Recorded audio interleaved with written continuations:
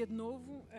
Nós vamos dar início à sessão Bridging Science and Public Policies. Já tivemos uma pequena intervenção na primeira plenária de um representante da JRC que trabalha neste tema e que foi uma excelente introdução para aquilo que hoje vamos aqui debater.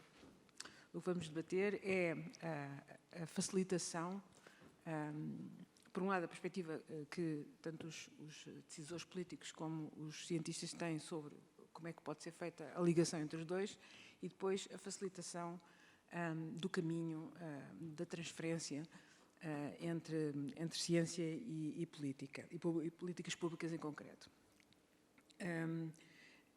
Três dos nossos oradores vão estar online, portanto esperemos que corra bem nesse sentido, mas antes de começar a sessão eu vou dar a palavra à nossa representante da Ciência Viva,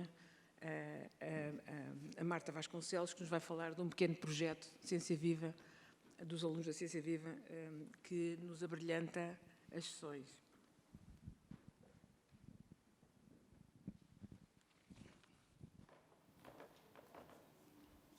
Bom dia.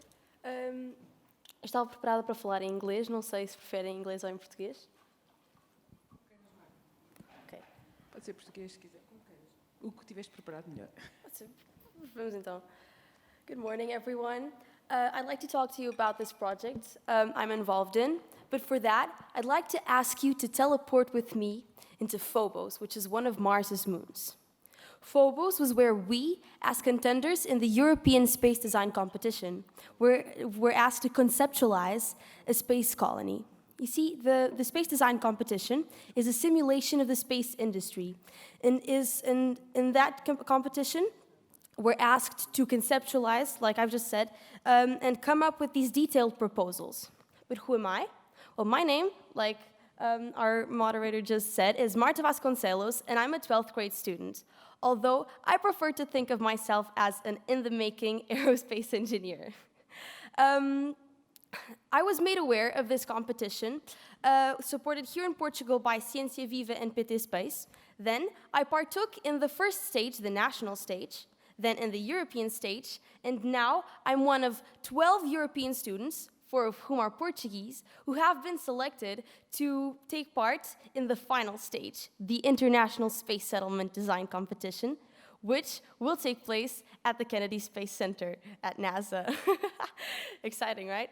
This experience has been awesome, not only because I have been working with incredible people from all across Europe, but also because I've been able to employ knowledge that I've gained from various areas into solving complex problems, which I do think is a skill worth working on for this path of mine, this future path in engineering. Having said all this and restating how much I'm loving this experience, I'd like to finish with a request for you all, which is please keep investing in projects like these. They're amazing, and please keep challenging us, young minds, because we have plenty of time and we can handle it. Thank you very much, and please have a good session. This has been Marta.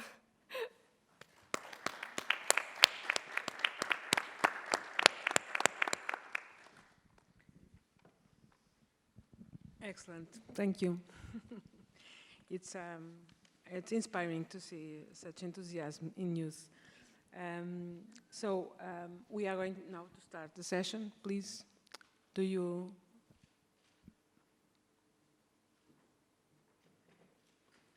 you calling?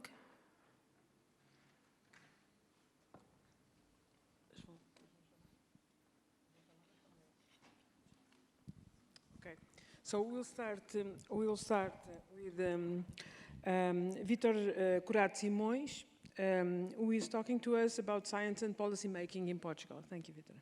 Thank you very much. May I talk there? It's better.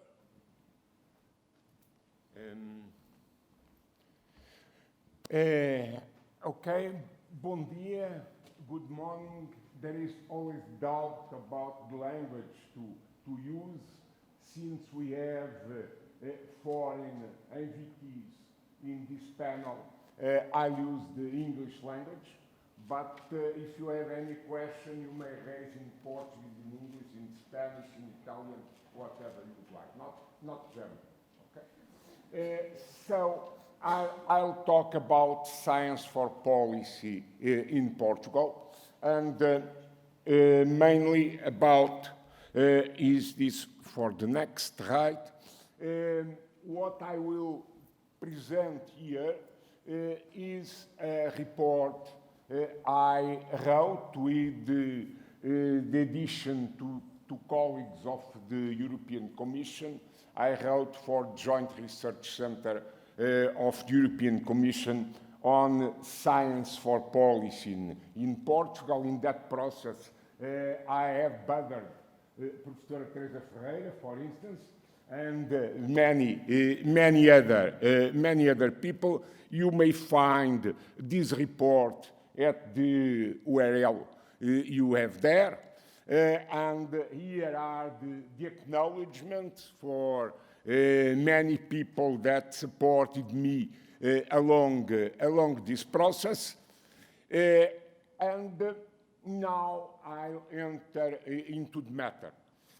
So the main objective of the so-called discussion paper, it started as a discussion paper, was to assess the science for policy ecosystem in Portugal. I had written a lot about policies, the policy of science, but I was not used to think about science for policy, and that was a very interesting challenge for me, because it took me to my old days when I was a public servant, when I started my career. So there were similar reports already written for other countries, and I decided to use a mixed methods approach, including desk research, a survey, and interviews with experts. This survey has addressed both demand and supply for scientific advice in Portugal. In 5 domains, we could not, with the short time we had, to cover everything. And so, after a discussion with the colleagues from Joint Research Center and from the FCT, from Fundação para a Ciência e Tecnologia, okay, good. And Fundação para a Ciência e Tecnologia, we decided to focus on 5 domains: defense, economy, employment, environment, and health. Unfortunately, we had a low response rate. The survey had to be carried on by June, July, August, and this is a bad time for this. But anyway, I will present here the main results. The idea was, to some extent, to map the ecosystem, if there were one, the ecosystem of science for policy in Portugal. Our starting point to look about science for policy is that we live in a VUCA world, in a world characterized by volatility, and you see what is happening about COVID-19 and the successive strains of COVID-19 and its implications that still hold, and uncertain, well, by complexity, difficulty to disentangle causes and effects and to identify the consequences, and ambiguous, where there is ambiguity about the approaches to be taken, because to some extent, they are interlinked. Taking this into account, we think that there is, to some extent, a challenge for the contribution of science for policy making, because the world is so complex and so changeable. But on the other hand, paradoxically, this makes scientific advice even more important, as we have seen in the cases of the InferMed meetings. I have no time to discuss this. There is a reference to that on the report. I envisage science for policy as a tripod. Science plus policy making plus society, because society's various stakeholders have to be taken into account and have to be involved. So the interaction between science and policy making is not easy. These are two different communities, two distinct communities with different time frames, different values, different objectives, different languages, and therefore is not easy to generate trust between them. We see worldwide different approaches, but what emerges from the analysis we have carried out is that there is not one best way. The approaches are contingent on a set of factors and, of course, very much influenced by the characteristics of the country and the characteristics of society. You have here the mapping of the interactions. The green is supply, the red is demand, and the olive green of Elvas is supply and demand, those that play both roles. And if you can see these, what emerges from here is that there is not a dense ecosystem of interrelationships. What we have are some interrelationships, some niches to some extent, some small clusters of interrelationships, but not an ecosystem as such. And this is the first maybe the main conclusion of the report is there is not a single science for policy ecosystem in Portugal.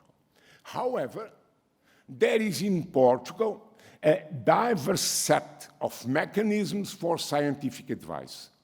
We clustered them in 8 types: research organizations, public laboratories, permanent or ad hoc advisory committees, scientific and consultative councils, expert panels, policy observatories, contract advisors and consultancy firms, and we use all this panoply, all this set of elements in Portugal.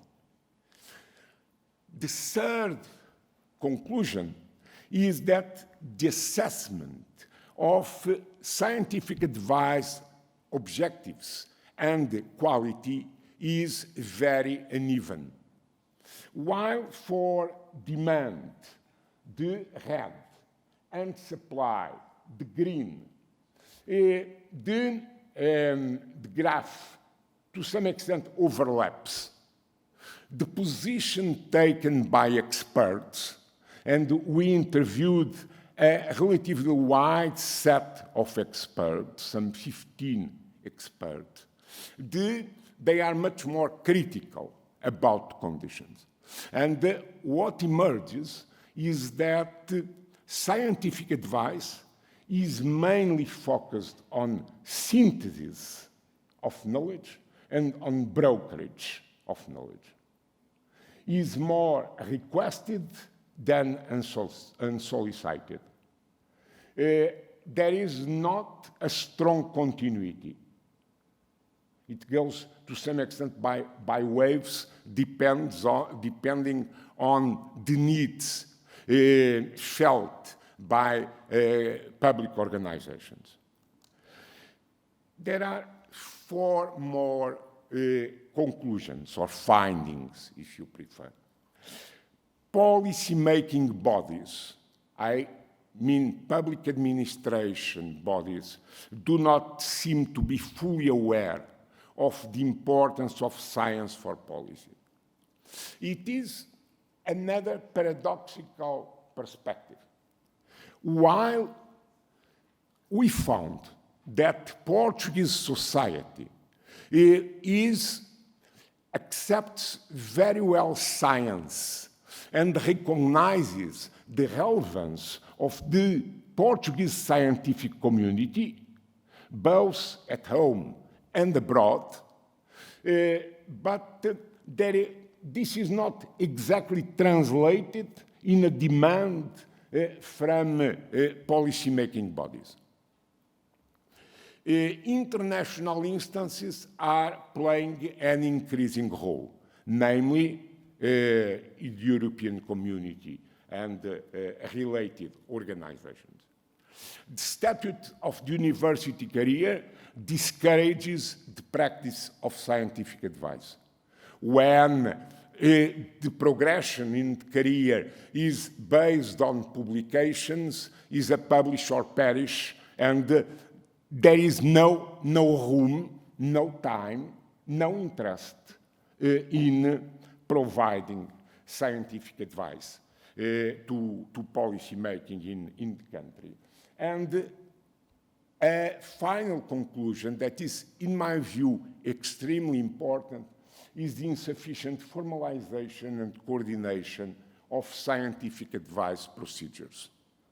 It depends very much on personal relationships, on personal trust, on previous knowledge between people, on personal trust, but there are no clear criteria of formalization and coordination of the process as a whole, which are, from the report, the main challenges. First, increasing policymakers' recognition of scientific advice advantages to have better public policies. Second, to promote a dialogue between science and policymaking, bridging this gap, trying to use bridgers to some extent, people that belong to both worlds. And we are a small country where some people have experience of both worlds. Going from personal trust to institutional trust, to institutional relationships of continuous scientific advice. Increasing academic engagement in policy making.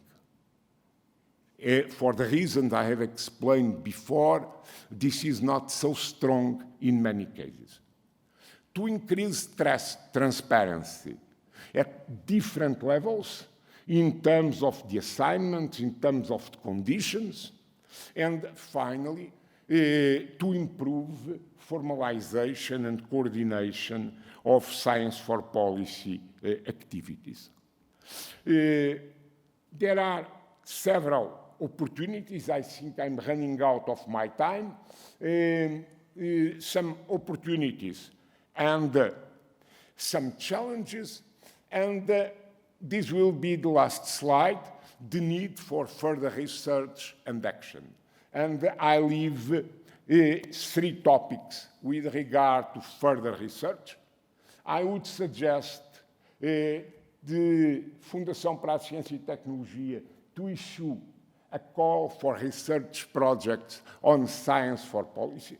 I think this would be a very important way to launch, to develop so to say, the interest and the drive of the scientific community towards that. It is important to benchmark internationally science for policy approaches, to develop formalization and coordination, and this should be done at highest level in the government. I think that this might be an objective for Plan Up and for the highest levels of the government, and an action plan on science for policy, because we really need science for policy to have better public policies, better conditions of living, better response to all challenges we are facing in this VUCA world we are living in. Thank you very much for your attention. Any questions, I'll be pleased to reply. Thanks a lot.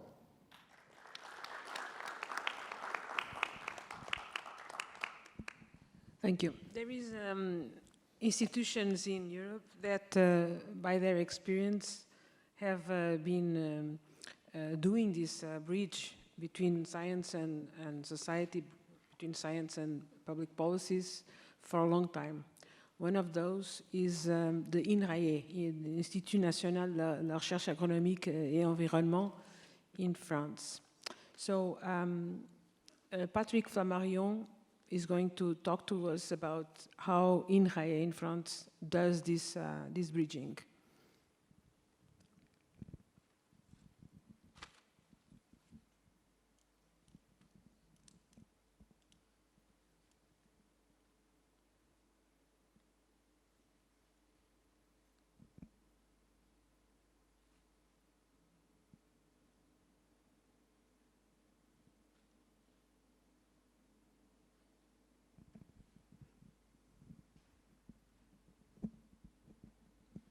Bienvenue, Patrick.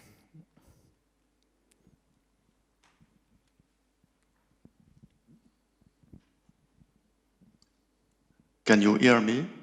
Yes, yes. Yes, okay, fine. Bom dia.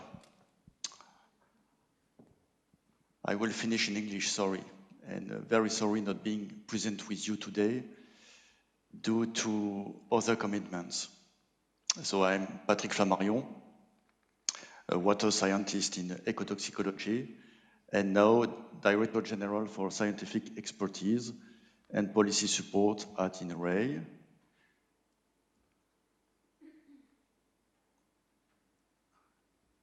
Okay, it works. And I would like to start by thanking Teresa and the organizers for this impressive Encontro Scientia 22 and for inviting me to give my views on bridging science and policy.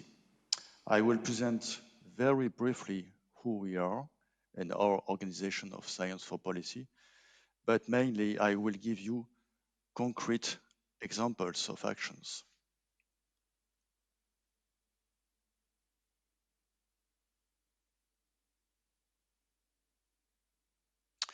A few words of INRAE, the French National Research Institute for Agriculture, Food and Environment.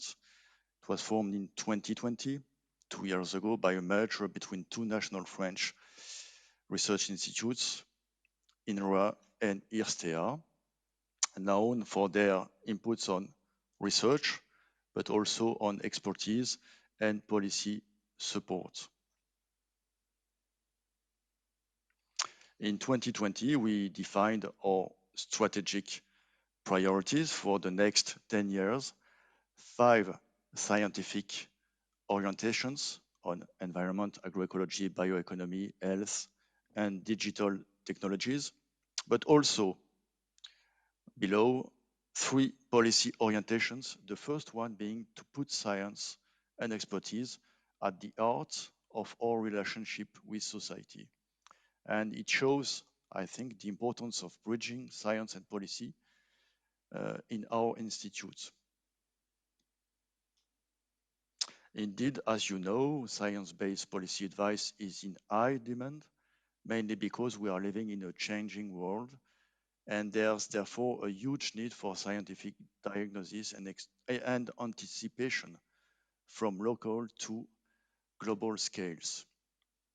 And the role of our new INRAE organization, which is dedicated to science policy interface, is to inform public policies, to enlighten public debate, but also to anticipate future challenges, new issues, and expectation of society.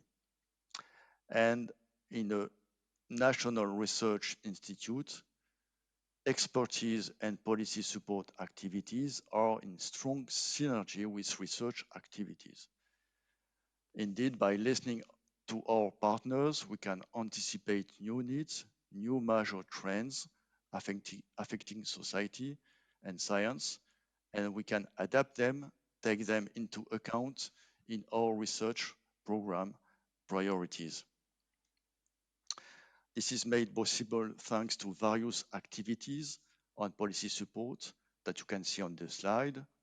First, we inform stakeholders and public debate on future challenges thanks to foresight, thanks to advanced simulation studies, to collective scientific expertise, which are carried out by cross-disciplinary teams, including economics and social scientists. Second, we help designing public policies and tools through ex-ante and ex-post analysis and evaluation. Finally, we provide scientific and technical support for the operational implementation of current public policy, for instance, on soil, water, epidemiology. So with this directorate dedicated to science policy interface, INRAE can help policy actors to anticipate, to inform, to design, to implement, and to evaluate public policies on agriculture, food, and environment, therefore on the complete public policy cycle. Now I would like to give you some examples, some actions from the policy cycle to share you our experiences, our practices, and the challenges we are facing as to provide science policy advice. Two examples of efficient practices to enlighten the public debate and the policy actors. First example would be providing foresight studies that was done with our colleagues from CIRAD in the foresight Agrimonde Terra, which is a foresight building scenarios for changes in terms of land use and food security that will fuel the debate and help decision makers to pinpoint new research questions to facilitate the building of healthier and more sustainable food system.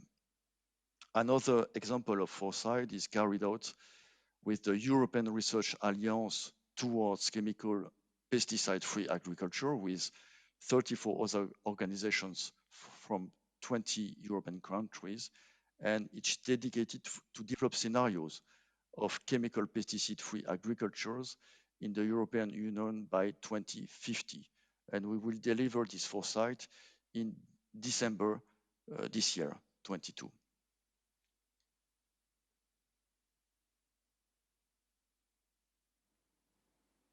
Sorry. Okay. In addition to foresight, a second practice is to respond to decision makers' needs with collective scientific expertise, together with research institutes and universities. In this slide, this is an example on eutrophication. And we have more than 40 examples on our website, the latter being on the impacts of pesticides on biodiversity and ecosystem services that we deliver on the 5th of May this month. And such collective scientific expertise allows to set out the available scientific knowledge on the topic and to identify transition and transformations in public actions. So we deliver a 10-page report summary, but also a 100 pages report and a 1,000 pages report. This is the kind of work we would like to bring at the European level with our scientific partners and maybe some European agencies.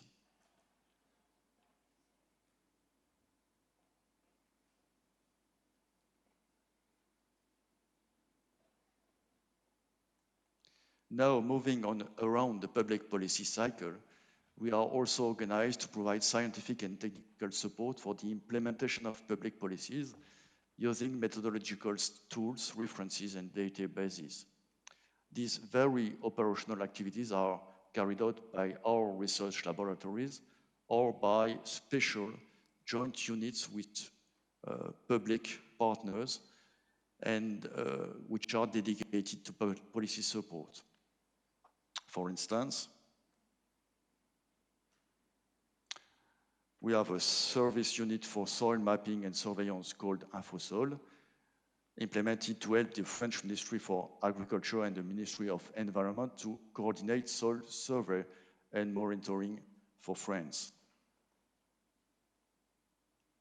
Another examples are the technical support for the implementation of public policies on the surveillance platforms on epidemiology, on the food chain, on animal health, and another one for plant health. And these three platforms, each gathering around 10 partners, offers a high-quality surveillance, which is essential for policymakers to implement and lead adapted safety actions and evaluate the risks.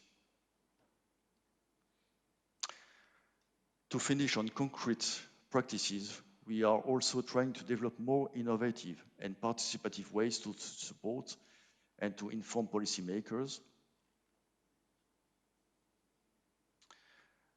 The first example, we joint effort with the French partner on biodiversity, specifically to develop knowledge, method, and tools to meet the challenges of water resources and aquatic environment preservation, and to provide expertise to support the implementation of the European Water Framework Directive. A second example is about serious games. We developed a project, for instance, called Coupling Innovative Tools for Sharing Changes in Socio-Environmental System, couplage, which is a set of participatory methods with 5 main tools and protocols to support all stakeholders groups, from citizens to policymakers, in discussing and engaging really into change strategies in socio-environmental systems. A third and last example of innovative approach is national partnership built in response to a public need. It involves different public actors as well as citizens in a participatory research program called CITIC, which objective is to gather data with TICs that researchers alone could not gather alone to better evaluate, model, and prevent infectious diseases that are transmitted by ticks. And now, to finish my presentation, I would like to conclude by highlighting some remaining challenges to face. I think that stakeholders and the public should be more involved within the scientific process through open science and participatory approach, notably at the local state, what we call territory scale, tackling with integrated challenges and using inter or transdisciplinarity. Societal challenges and SDG, Sustainable Development Goals, should foster more reactive research, able to produce solutions, transformations, along with high-level science. We have to more communicate with the uncertainty and even diverging views relating to scientific evidence and the policy options. This is just what we have just begun to do with our collective expertise. We need also to have more scientists trained in science for policy interface, thanks to what we call summer school, to educate scientists in science for policy. And we also have we need high-level civil servants in ministries and national agencies more aware of challenges that research is addressing and how it can help to design public policy, and what are the differences between research and decision-making timescales. The evaluation of research activity, including expertise and policy support, is essential for the professional career of all scientists and should be done considering the synergy between research and expertise in all steps of this professional career. All these issues will be discussed tomorrow during a specific webinar that we co-organize with the GSE and the French research institutes and ministries in France to describe the policy ecosystem and research for policy ecosystem as you have done in Portugal as well. And so, on that note, I would like to thank all of you for your attention and to discuss further with you, to share our views on this difficult science for policy interface. Thank you very much.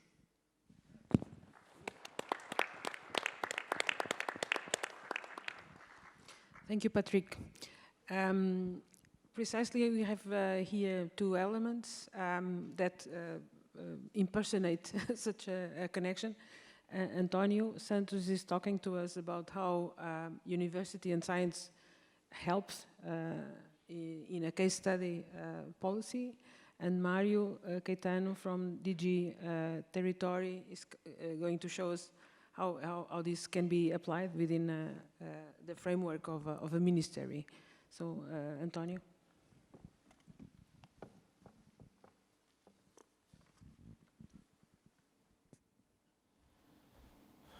Good morning, everyone. Thank you for the magnificent presentations. I'm talking about my experience with urban climate and applications in the city of Lisbon. So I teach in the Institute of Geography and Spatial Planning. I'm a researcher at Center of Geographical Studies, recently in Terra Laboratory. So when they asked me to talk about this topic, the first thing it came from my mind, it was a very late paper from Professor Tim Oake. Professor Tim Oake was one of the brilliant scientists we have in the world about urban climate, and to talk for the first time that cities are changing their climate because of the installation of buildings, lack of vegetation, pollution, etc. And he wrote this paper. It was an inspiration for all of us at this time, much prior the appearing of IPCC, that was in 88, and he wrote this paper toward the prescription for the greater use of climate principles in settlement planning. So all of us work with this topic, think on this paper and what he said, and he said climate has an important role to play in settlement design. So we all agree, it's one of the conclusions, but very little used is made of it. So this problem of science transferring to public policies and applications to climate change in cities was one of the main issues many years ago. And he said also in this paper that we may consider that the work of urban climatologists can be ignored by people who need this scientific information. If it is relevant, if the latter has not realized the nature of the planner's problems, so it implies the climatologist to be ignorant of the planning process. And for many of us, during many years, it was our big question. How can we apply? How can we be ignorant in the planning process and to transfer this scientific knowledge to society and to application? The second question was if the climate information is relevant, and we suppose it is, but the planner considers it to be incomprehensible to implies the use of ignorance of the science. So we have identified a second problem. It was that maybe the way we talk is not understandable for everyone, and we should think about that. And if the user and the supplier both see the relevance of the information, but the user finds it inapplicable, this suggests the lack of communication between them. And this guides us in almost more than 20 years that we have trying to apply urban climate to the cities in Portugal, and not only in Portugal, but other countries like in Brazil. And this topic guides our mindset to try to bridge science to public policies. Recently, we have a new idea of climate services. Climate services are now pioneer, and they talk about how climate information can be applied to in creating methodologies to adaptation to climate change. The information must be accessible, easily understandable, direct for users, and decision support tools. So the brief history that I talk about, Professor Tim Oak and others like Ariel Bitan, another researcher from Israel who made a workflow, the first workflow to define the guidelines for or orientations for climate processes and applications in the cities. So now we have a framework, and even we have a journal or several journals that can guide us and lead us our research in this topic. And there is also a roadmap, an European roadmap for climate services. So now we have all the mindset driven to the intelligence behind the transitions to create climate resilient and low carbon society. So our experience in Lisbon started in 2003. There were I suppose these reports are still available at the municipality website. Yesterday I saw them. So it was a magnificent experience at the time with Professor Costa Lobo. He was the director of the municipal plan, and all the scientific knowledge at the time was made in Lisbon, was made by Professor Maria João Alcoforado, was my guide all these years with his thesis, O Clima da Região de Lisboa. Then me and my colleague Henrique Andrade, we made two doctor theses in 2003, and all that we find that at the moment we create these climatic guidelines for urban planning. It was the first, as far as I remember, it was the first that we made for the planning of the city. And we create, among other things, a methodology that we learn in Germany of climatopes. Climatopes are zones in the cities that respond to the same, they have the same response to local climate. So we can consider the bottom of the valleys very high density. They are very good for creating urban heat islands. Well ventilation, part of the cities are much less intense in urban heat and thermal stress. And all these areas are different local climate zones, or climatopes as we call it at that time. And we produce some orientations, specialized orientations, and for the first time the Lisbon has a document that can guide people from, especially taking into account heat stress and urban pollution. And we publish a lot of papers and other reports, like those we see here. One is, the most known is application of climate guidelines to urban planning, the example of Lisbon in landscape and urban planning. And we participate in the urban climatic map of Professor Edouard Negue and Xiaoren that make an international routage book about the urban climate maps that we develop also in Lisbon. And we apply to other places, to other municipalities, like in Cascais, Lolé, Leiria, and some other. Now, we have a new generation of young researchers that help us to create new climatic guidelines for urban planning. And we have the opportunity to update all the information, urban climate information in the city with this excellent team that we have now. Some of them are older, but some of them are young researchers, FCT researchers. And we, at this stage, it started 5 years ago, now it's concluded, the project Ondas de Calor de Lisboa for the Lisbon municipality, POCUR.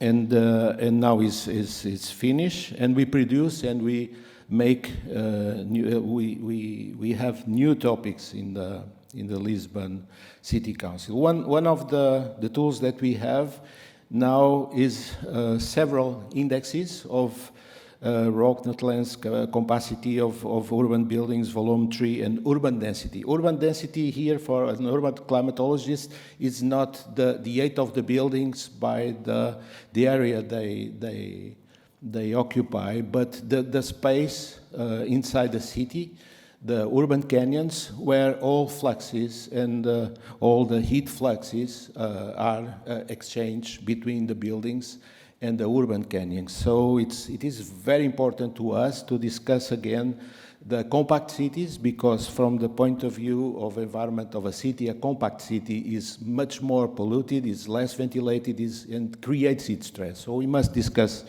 this topic. But all this information was made to create urban heat island predictors and that can be used in urban planning. So we developed a lot more this methodology. Now we have a much good framework and view from urban heat island in Lisbon. Also we have a prediction of future urban heat island is during heat waves. You see most of the areas that we identified until 2003 for heat stress areas, Baixa and Avenidas Novas, and now we have a new heat island area with heat stress that is the oriental part of the city. Was projected until the end of the century, and we think we must act on these areas and to create new policies and new guidelines to these areas. And another paper that was written by one of our co-workers, Ana Oliveira. Now she's working, she finished the PhD in MIT EST that I supervised. It was a great honor. And we created new empirical models to predict these urban heat islands. And it was recently published in Science of Total Environment. I'm showing some papers because we need this idea, that is, we must do basic research to apply the correct measures in urban environment. So this new urban planning project give us new guidelines. They are in the right side of this presentation, this slide. For instance, to maintain ventilation in the city is very important because we always have north wind, and the southern part of the wind, we believe, and with the data we have, we are certain that the urban heat island to the south is due to the urban growing, and that makes a barrier to the north of the city. And so the wind is very important for ventilate the city. We cannot break these wind corridors, these ventilation paths. Dense areas, for instance, we have several measures like maintain the ratio of urban canyons below 1. It means that the streets must be larger than the height of the buildings to create good ventilation parts and decrease the heat stress and the pollution. Or, for instance, to maintain green areas or to increase green areas for several purposes. António. Yes, yes. I don't have conclusions. I just have new research, recent advances in urban climate. So we use one of our students. She has a poster outside. She recently created a new map of urban Italy, not in Lisbon, but in the metropolitan area. Now we have a big picture of the Lisbon metropolitan area with big data that is delivered by Copernicus, and she demonstrates that this information is very correlated with the network we had in Lisbon for 10 years. And the last is this paper, Recent Advances in Urban Climate and Applications, that was published in Weather and Climate Extremes, and again by Ana Oliveira. And I just want to address your attention for this last point, that is heat waves are a very hot topic now in our society because it has a great relation with human health. And Lisbon is one of the most exposed cities in Europe. It was made for 100 places in Europe, and the position, the heat exposure of Lisbon is the 7th position. So this is a warning that we must continue to apply these urban climate guidelines to prevent Lisbon to be to have problems in the future. Thank you.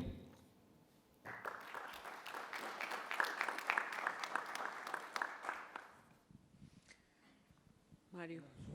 No, it's okay. It's okay. Mário, representing the territory management entity.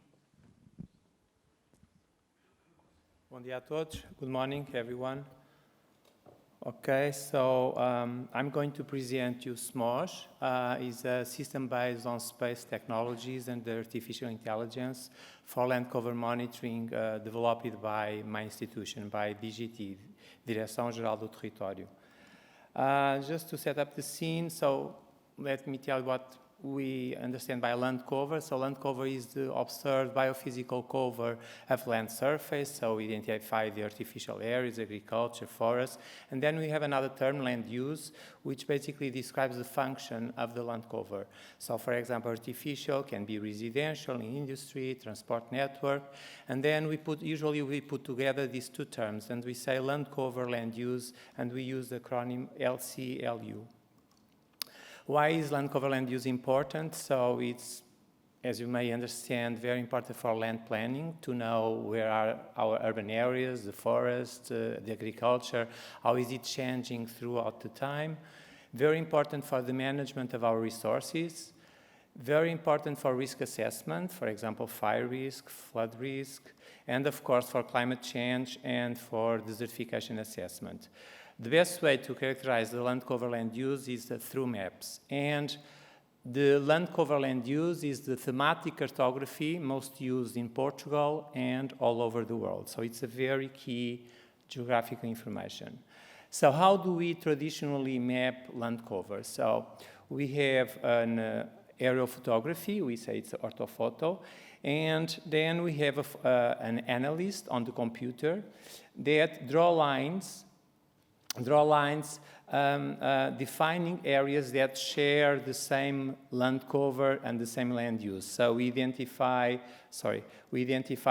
residential areas, agriculture, orchards, water, whatever. For the user perspective, this is what he will get. So he loses the complexity of the landscape, and for each polygon or for each area is going to get a label saying if it's artificial, agriculture, and so on. So at DGT, we have 5 editions of the COSH, the National Land Cover Land Use Map, And we are now trying to change the way how we map land cover. So why? Because these traditional maps, as you may imagine, to have people in front of the computers digitizing lines across areas that share the same land cover land use is very expensive and very time consuming.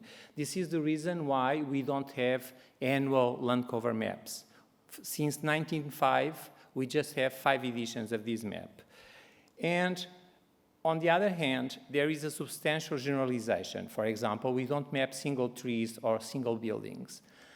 On the other hand, what we do is we map the land use. For example, this area is a pine forest, and you may see that there are some areas that do not have trees, but still we map it as a pine forest because it's a forest, but without trees.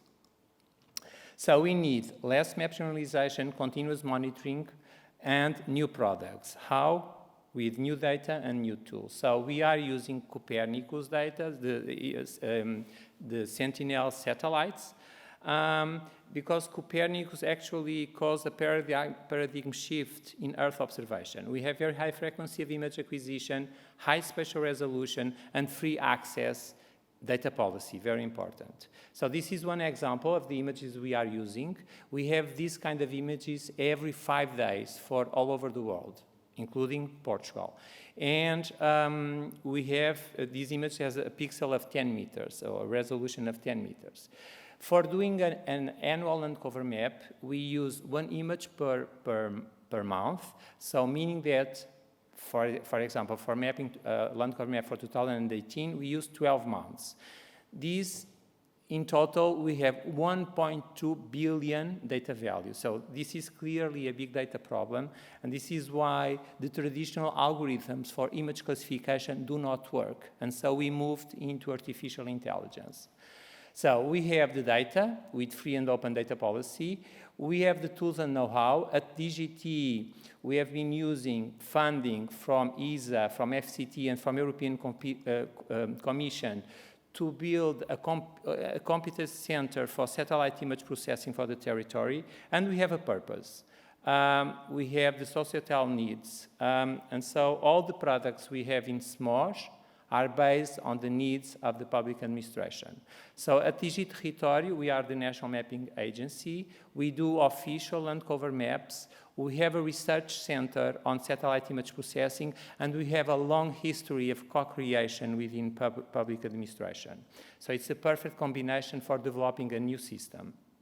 So this is one example of a land cover map derived from satellites. This is for 2018, and using artificial intelligence technology or techniques or algorithms. And we have this map already for 2018, 20, and 21, and they are all available in our spatial data infrastructure, SNIG. So SMOS, even though we have this innovative product, we maintain the traditional map by visual interpretation. Why? Because by visual interpretation, we can map land cover classes that we cannot do it by satellite. So we have a map with 83 classes produced every 3 years, and then we have this COSH SIM that is produced every year based on space technologies and artificial intelligence. And we have other products that I'm not going to talk about today. So let me show you how the satellites brought innovation into the land cover monitoring. This is one example of an urban area. So on the left side, we have the aerophotography. On the right side, we have the traditional land cover map, the traditional COSH. Let's pick up this polygon, this area. So as you can see, for this area, even though we have trees, we have buildings, we have roads, we just know that this is an urban area. By using the satellite, and because we are using pixels, and 1 pixel is an area of 10 by 10 meters, we can identify pixel by pixel what is the land cover. And this is the information we get. So within the urban area, we know where the buildings are, where the agriculture is, where the forest, because we have trees inside urban areas. So we capture all this heterogeneity. Another example, in this case, we have 2 very different urban areas.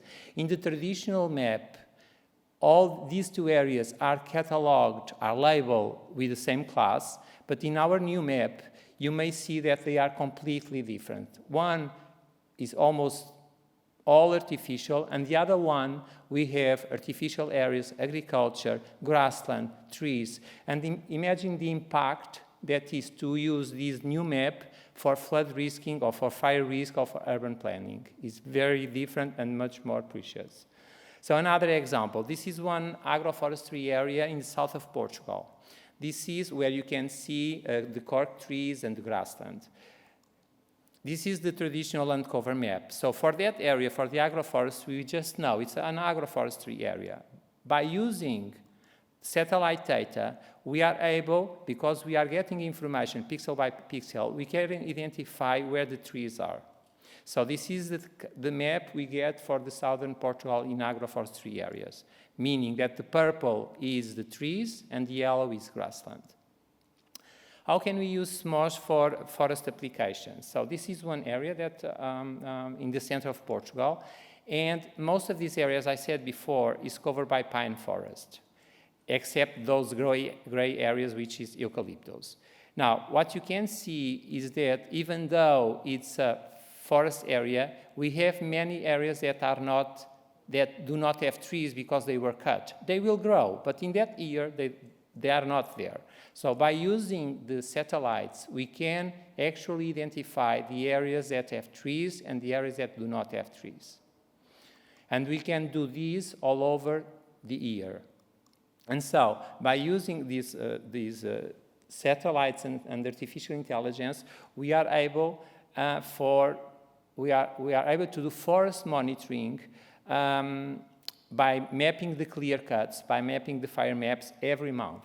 And this is what we are developing. So very important for legislation compliance verification, for timber yield decimation, or for carbon stock monitoring.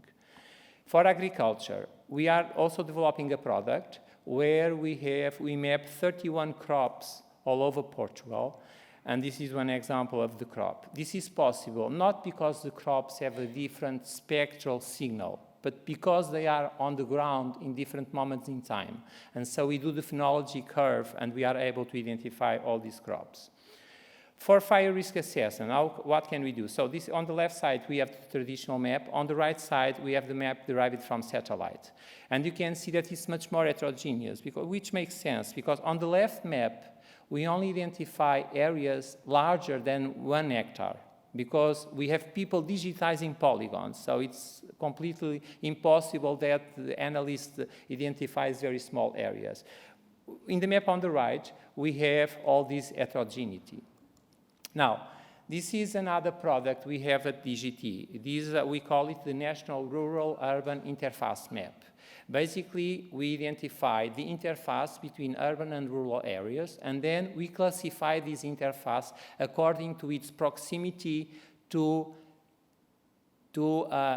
vegetation cover that can burn, for example, forest areas or shrubland. And we identify them as red when it's in this example, for example, in this example, we have, so in the middle we have an urban area, and then we have the red interface on the south part in contact with the green area, because we have a eucalyptus forest there.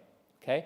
In the north part, we have a yellow agriculture, orange, because we have forest within 500 meters. And then we can have blue, which we don't have it here, when we don't have vegetation within a 500 meters buffer around the urban areas. So this is the example. You can see that the red interface is that part of the city is in direct contact with forest, meaning that the fire can go till that point. So we have been doing this using COS, the traditional map. In this particular case, there is not much difference between COS and the new map, COS-SIM. Now let's look at this example. We have an urban area in light blue or in gray, depending on what your eyes can see. And we have, in the south part, we have a pine forest in direct contact with the urban areas. When we look at the aerophotography, you can see that the trees are very sparse. So it's a red interface, it is true, but it's not as dangerous as on the left side because we have a dense forest. In this particular case, it's an open forest. And we can see that in our new map. As you can see in the southern part, we just have some green areas with forest, but many areas are light brown because it's grassland or mainly grassland or even agriculture areas. So just to tell you how we can use these annual land cover maps derived from satellites. This is one area that was burned in 2017, and then there is some vegetation recovery after that. And this is our two maps, one for 2018 and another one for 2020. You can see that in the area that was burned, you have this light brown and the gray. Gray is areas without vegetation. And you can see from 2018 to 2020, the gray areas disappear because there was a vegetation cover with herbaceous vegetation. So we are able to capture these dynamics. Now we have one image for 2018, 19, and 20. You can see, I don't have the time now to explain, but you can see that there was a clear cut of a forest area, and that's identified as gray in our map. So at DG Território, we have been developing SMOS. We have phase 1, and phase 1 we developed that with researchers and technicians from DGT without any involvement of people from outside of DGT. So we do concept development, prototyping, concept demonstration. Then in phase 2, we had a contract with Nova Innovation and Analytic Lab, and we do a co-creation process through design thinking. So in total, the university made more than 19 interviews. We have more than 50 participants in co-creation sessions and more than 30 stakeholders.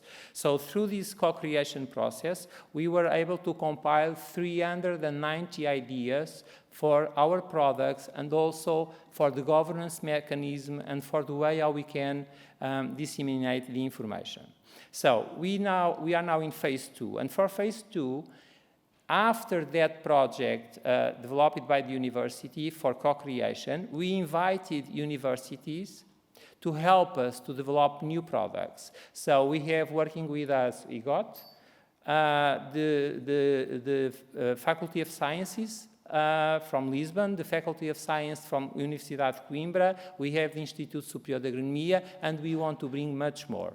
So by the end of this year, SMOS will become into operation. So SMOS, we like to see it as a collaborative system. We have a user consultation group with public administration and NGOs. We have more than 20 entities. We also have a technical and a scientific board with persons. And then we have 3 national committees coordinated by DGT, where we have more than 30 entities from public administration. So all these bodies will help us or already help us to develop the concept, for defining the maps, for development of the methodologies, for the governance, and of course for the evolution of the system. Thank you very much.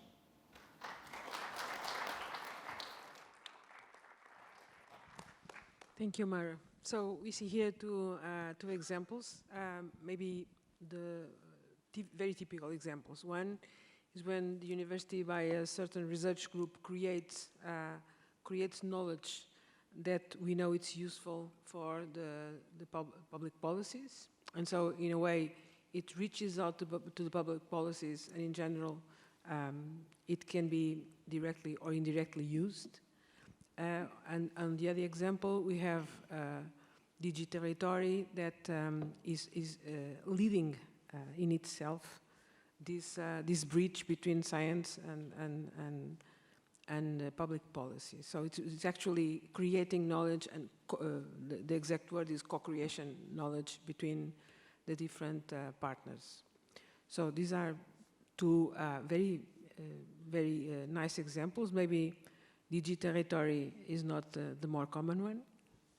We don't, unfortunately, have so many examples like this. But I'll give it now the floor to Paulo Teixeira. He's the president of an Institute of Public Policies and is working on this relationship and passage from science to policies, and he's going to tell us about his ideas and how to promote this issue. Thank you, Paulo. Hello, I don't know if you are listening to me. Are you listening to me, Teresa? Yes. And there we are. Paulo Trigo Pereira, from Isaac. I have 2 hats and 1 ex-hat. The first hat, I'm a professor of economics. The second hat is I'm the president of a think tank called Institute of Public Policy, Lisbon. And the third ex-hat, which is useful for my presentation, is that I was a former member of Parliament, so I had a sabbatical leave for 4 years as a member of Parliament. And this gives me, what I'm talking today is about scientific advisory institutions and political decision making. This is the title I gave to my brief presentation, which will be about political institutions. So setting the stage, I will focus on political decision making, which, as you know, in Portugal and most countries can be by government initiatives or members of parliament, so the law proposals. And every law that we discuss in parliament and members of parliament discuss, I give here 4 examples: euthanasia, genetically modified organisms, and climate law, or the budget law. They all should have some scientific research on the back. In a nutshell, what I want to convey today very quickly is that first, I'd like to show you that the insatisfaction of democracy is a consequence of weak, myopic, and short-termism in political decision-making. And this weak, myopic, and short-termism in political decision-making is a consequence basically from 2 different things. First, there is a huge gap between, and this is the topic of this session, between scientific research, scientific evidence, and public policies. And this huge gap is more dramatic in Portugal than in other countries, as I will explain. And apart from that, we have also a lack of public deliberation, both in the political fora and in the civic fora, on alternative courses of action. Of course, I think most of us will share these fundamental ideas that scientific research and empirical evidence are compatible with different policy advices, both because we have different models to explain the reality, and also we have different values, and policy has to do with values. And politics should be made by politicians, but with sound scientific advice, which does not happen. And this is the place of public deliberation where we could, in some way, bring together the scientific results and the empirical evidence, and also to discuss the alternative courses of action which always exist. And my argument is basically that to fill these gaps and to promote sound public deliberation, we need better and sometimes new institutions.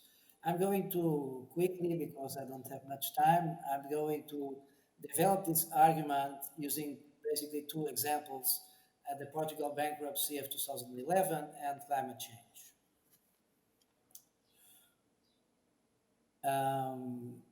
So, I'm trying to change slide. Okay. This is just to give you an idea about the satisfaction with democracy in Portugal.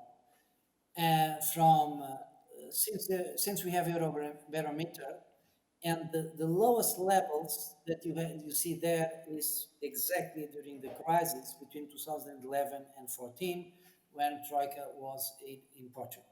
So this is the sum of the two answers. And people were unhappy. It was the most dramatic drop in satisfaction with democracy. And this is the argument and the study and what I've written over the past 20 years is the result of bad economic management of public finances. So why does this happen, and how can we, overcome this? In an ideal world, we would have scientific knowledge. We will have, a set of mediators, and the mediators can be, lots of institutions, which we'll talk already today, I'm sure, in the presentation of Victor Corrado Simões. And then we should have political decision makers that implement public policies, and then we should have monitoring and impact assessment of these policies, and this should feed again into the scientific knowledge, and this will the ideal world. Why does this not happen in many countries, and in particular in Portugal? First, we have a problem and a lack of some important mediators, namely think tanks. I really enjoyed reading the paper of Victor Corrado Simões for the European Commission, and it's interesting that he lists what are the entities that can have this role of advisor to policy making, and think tanks are not there. And they are not there because they almost do not exist. We don't have time to speak about this in Portugal, but in other countries they are they exist, they are powerful, and they are very active, and they are very important. So why does this not work? Well, basically we have two problems. We have an incentive problem. Academics who do the research, they are evaluated, they are promoted to publish in peer journals. So scientific advice counts zero or almost zero in public juries. I'm involved, as some of you, in juries for full professorships or associate professorships, and this counts 5% in our general. So we have a problem of incentives, non-alignment of incentives to solve this problem, and we have another problem which I label as the democratic accountability problem, which basically there are not enough politicians willing to benefit from applied scientific research, and particularly to be subject their policies to impact assessment. And these two problems creates the several gaps which exist, and I'm sure that they were mentioned before. So let's talk about institutions. So I'm an institutional economist. So I believe in institutions and people and capacity building of people. This is what I believe for transformation and filling this gap. I'm just pointing out three cases, and then I'll finish. One case I study very closely was the case of German political foundations. In a nutshell, the Americans arrived to Germany after the Second World War and said, well, these guys do not understand what democracy is. So they imposed that each political party should have a political foundation which is independent from the political party. Of course, it's associated, but legally and formally independent. And among the objectives of this foundation, which are very important, Friedrich Ebert, Friedrich Naumann, Heinrich Boll, every party, now they have a problem with AfD because it's extreme right wing and they don't know what to do with AfD and the political foundation. But anyway, they have huge political foundations, which were actually important for our democracy. And within the objectives, just mention, promote science education and training of talented young people with scholarships and extracurricular programs. So political parties in Germany, they have foundations who make the capacity building of their youth because they receive scholarships. Imagine, for instance, Heinrich Ball, which is the Green Foundation associated with Greens. So they can give scholarship to young politicians that want to make a career in politics and learn a lot about climate change, circular economy, whatever. So this is something that must be not only studied. I actually presented a law in Parliament to implement this, but I was a single member of Parliament at the time, and I could not have any success, immediate success. But I hope that others now can, follow on this. Second type of institution. Let me try to move the slide. Which is the institutions that were built after the crisis. So Portugal went 3 times into bankruptcy in democracy, 3 times. This is a failure of the political system, a complete failure of the political system, as I argue in one of my books. And what should be done and what was done? 2 institutions were created. The Portuguese Public Finance Council, which is in red. It's independent, completely independent from government, from parliament. It's an independent institution, which now analyzes the macroeconomic perspectives of the country, the budget, and so on. And within parliament, it was created another institution, which is very important, called Technical Unit for Budgetary Support. It's a permanent institution who supports the Budget Commission and who analyzes the budget, analyzes the state accounts, analyzes the impact of major laws, and so on. Why do I say this is crucial? Because before that, I have a testimonial, I will not say the name, but Secretary of State of the Budget, who presented the budget to the 230 members of Parliament, and she said, there are only 2 persons, and she named the persons, well-known persons who can understand what I'm speaking about. 2 in 230. So 1% of members of parliament. No one understands at the time nothing, and they vote the budget.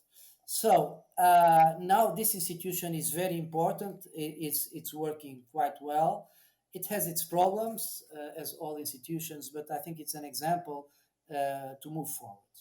But this does not solve our problems in terms of political decision making, because it's not just the Budget Commission that needs, scientific help from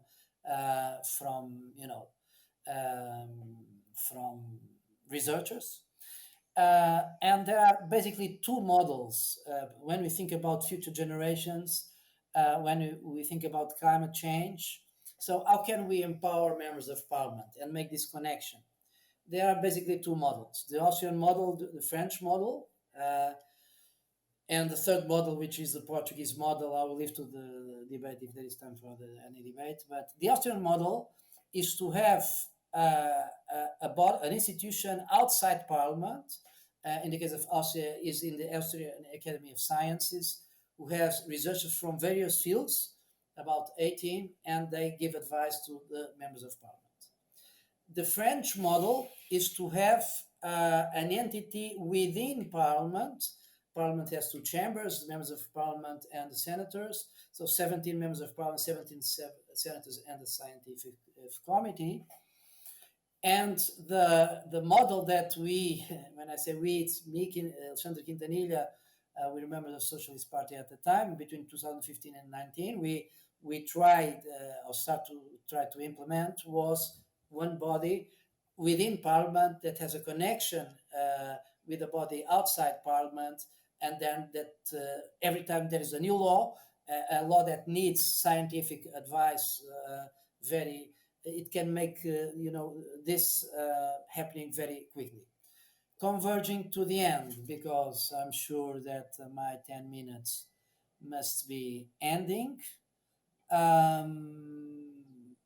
Let me try to switch slides to the last one, at least before the references. So we know that democracies do not deal well with the problems of future generations because, very young people do not vote. Future generations do not vote. They are not yet born. So we must design these institutions, and some parliaments across Europe have started this process. We must design institutions to defend the future of future generations, starting with the constitution. Portugal is one of the countries who has it's only mentioned once, future generations in the constitution, and there are several parts where this should be mentioned, in the pensions part, in the environment and natural resources part, in public debt part. So at least in these three areas, the constitution should clearly have some reference to that. But some countries like the Bundestag in Germany created some parliamentary committees about future topics, and it's interesting that one of the future topics is culture. For the Germans, they are mixed, so they have members of parliament and external elements. So I think this is, and I finish with this idea. I think it's we can have advisors, we can have consultants, but we need to build institutions within the political system to consider, to make the bridge and fill the gap between science and political decision making. This will be institutions that are publicly funded. They should be related with outside institutions, because this should not be closed in the parliament. And this is the only way where the challenges of climate change and other challenges like we have in terms of political decision making can be really addressed, I believe. Otherwise, we will keep the present model, and the present model is that in academia, researchers are doing their papers for their careers, but in practical terms, all this research, or a great part of this research, does not have an impact on public policy. I just have here a list. I think the paper of Vitor Coelho and Simão is very good to explain the point of Portugal. My books are in Portuguese. Two of my books to address these problems, and actually they were published by my institution of public policy, Institute of Public Policy, and there's also an interesting book, and which is when are politicians successful and why are they unsuccessful in taking policy measures thinking about the long run. Try to explain successes and failures. It was our last published book. Thank you for your attention, and I will be, of course, open if there is any question.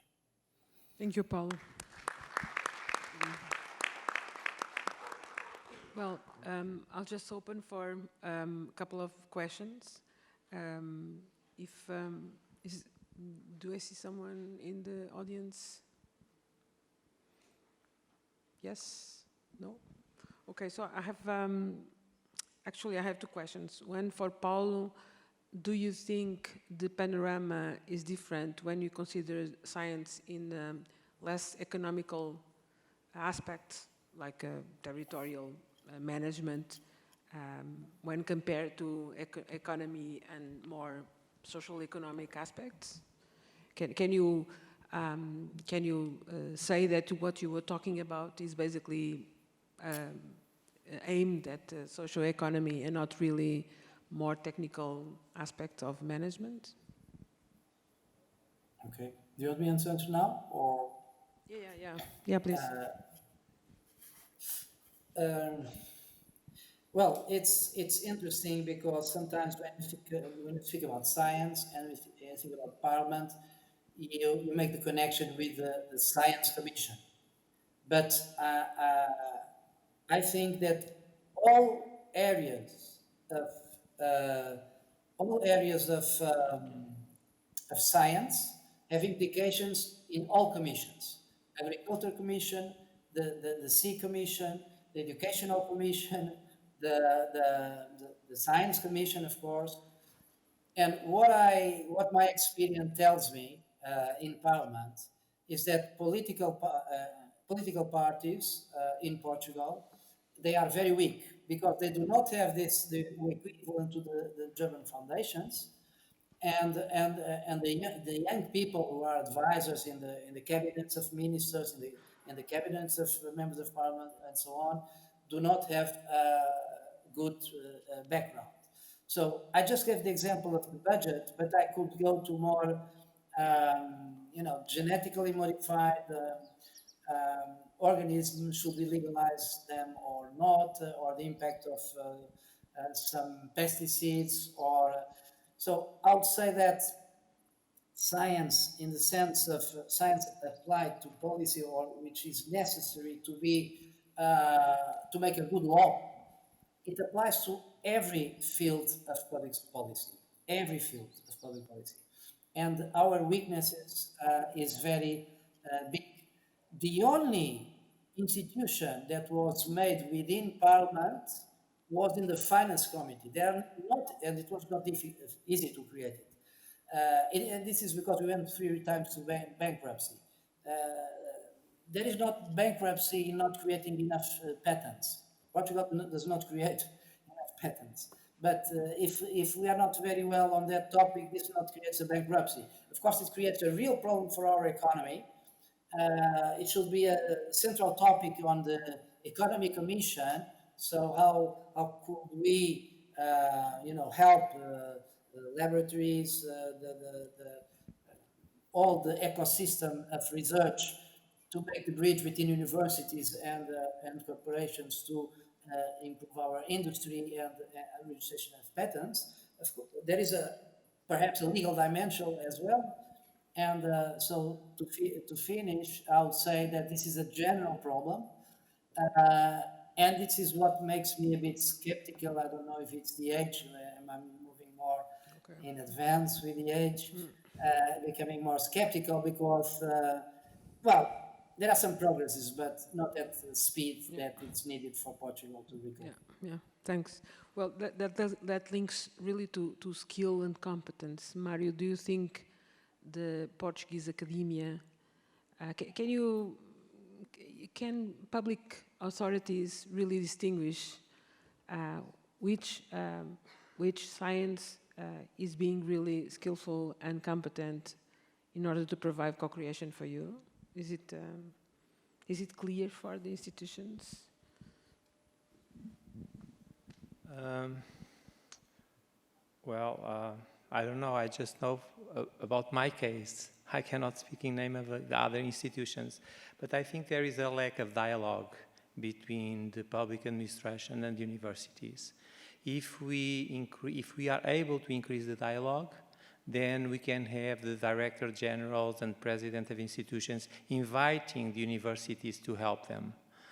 On the other hand, within universities, they don't know what are the, I'm talking in general terms, but I think we should find a way to communicate to universities where is the lack of knowledge.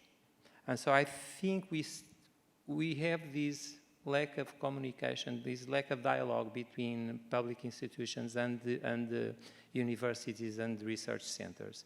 In our case, at DGT, well, in my main area of application, I'm a researcher, so I'm a principal investigator. I was already in my institution before becoming Deputy Director General. So I had a research group there, so it was easy to me to implement this. And DGT, so we are responsible for cartography, but we are also responsible for public, for land management, for land planning. And so within the same institution, we have research and we have public policies. What sometimes I think it lacks is that the directors generals and the president of the institutions, so besides the lack of dialogue, it's also difficult to establish the dialogue because they talk different languages. So I think it will be very important that each public institution could have one postdoc or one public servant within the institution making the connection with universities. So someone that wrote several papers or worked on several scientific research and can make the dialogue between the Director General and universities, because other way it can be more difficult. So this is a proposal actually, and even for FCT, if we could like try to and pick up some examples of institutions and put one postdoc in 5 or 6 institutions and see how that postdoc could help the institution to find where the science is. Mm-hmm. So this is one proposal for Professor Helena Freire. Thank you. So we need bridge builders. We need bridge builders. And it may be that way, but at the same time, that should be an increased openness from both sides towards the dialogue. But bridge builders are essential in my view.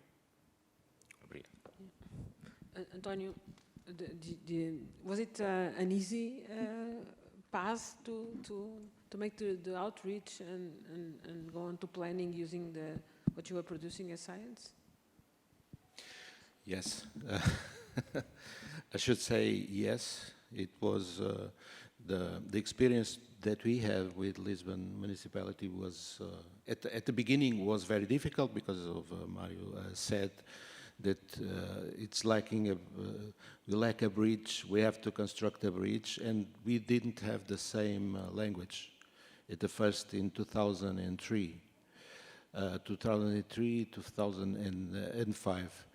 But then we learned how to make a language for technicians, and technicians learned what we wanted to do. And so we have a very good experience at the time with Professor Costa Lobo, was the director of the PDM of Lisbon. This last time also, we had that bridge already. We had some meetings trying to understand each other problems.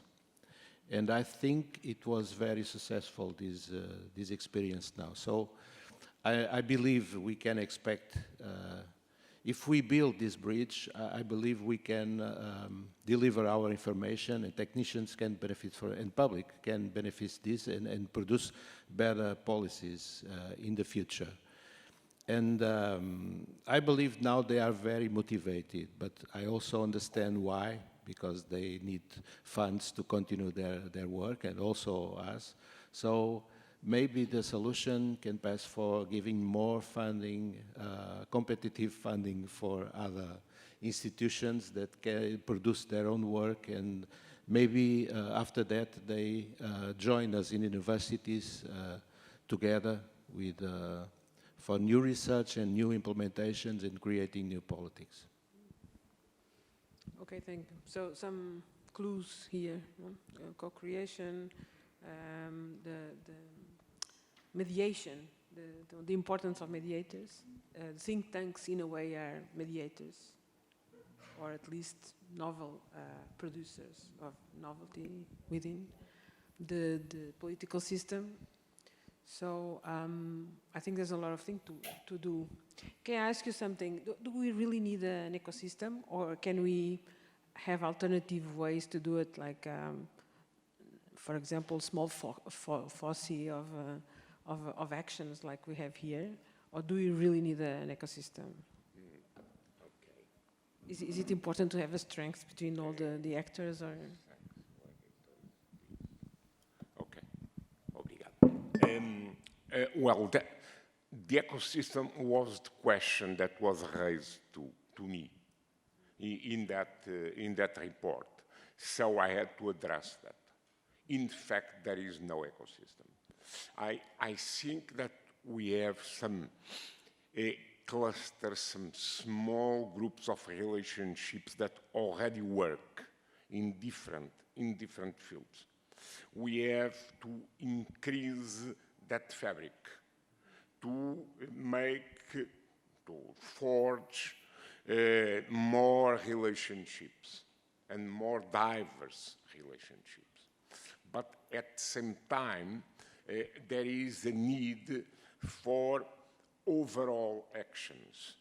Paul has talked about the issues of parliament, where I think that this is one of the critical problems in terms of technology assessment, is clearly a key issue.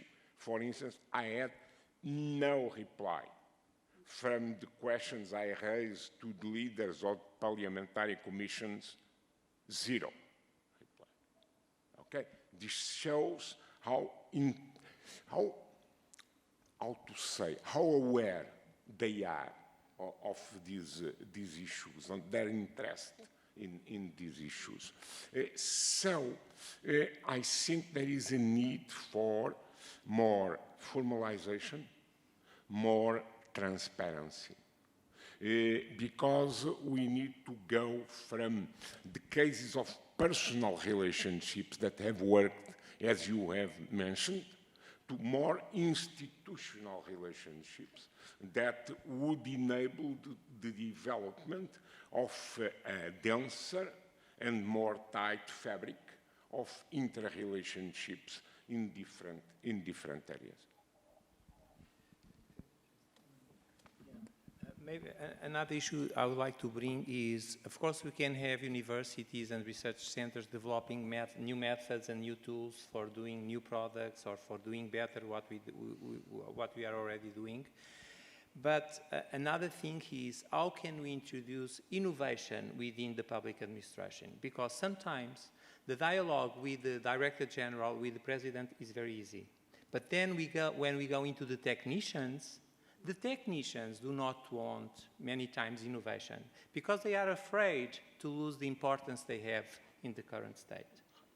And so we really need some psychology here to involve, because we cannot do anything without the technicians of the institutions. And that I have learned when I became Deputy Director General, is that without the people, I cannot do anything. And sometimes I wanted to go that way, and they did not want to go, and it was difficult to convince them. And other times I wanted to go that way, and then they told me that I was wrong, and I was in fact wrong.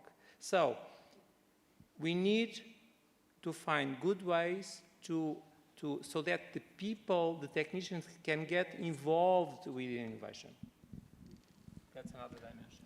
Well, this was an excellent end to our small debate, though small, I think, seeking in wiseness. And so I'm closing the session now. Thank you. Thank you very much.